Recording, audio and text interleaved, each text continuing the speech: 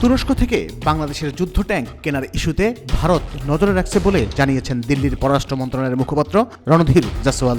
গত শুক্রবার ভারতের সাংবাদিকদের প্রশ্নের জবাবে তিনি একথা জানান।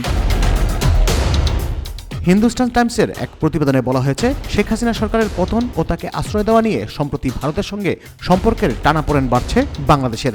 ভারতের দাবি, বাংলাদেশে অত্যাচারিত হচ্ছে সংখ্যালঘু হিন্দু সম্প্রদায়। তাছাড়া চিন্ময় কৃষ্ণ দাসের গ্রেপ্তার নিয়ে নাখোশ ভারত। এসব ছাড়াও নানা ইস্যুতে ভারতের সঙ্গে বাংলাদেশের সম্পর্ক এখন ভাটার দিকে। এমন পরিস্থিতিতে তুরস্ক থেকে যুদ্ধ ট্যাঙ্ক কিনেছে বাংলাদেশ।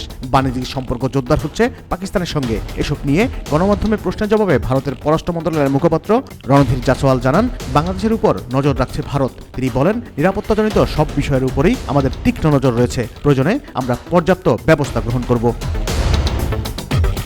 এদিকে বহিষ্কৃত ইসকন নেতা চিন্ময় দাসের ইস্যুতেও ঢাকাকে বার্তা পাঠিয়েছে দিল্লি। এ বিষয়ে রণধীর জাসওয়াল বলেন, বাংলাদেশে যাদের গ্রেপ্তার করা হয়েছে তারা যেন একটা ন্যায্য বিচার পান, এটাই আমাদের মূল প্রত্যাশা।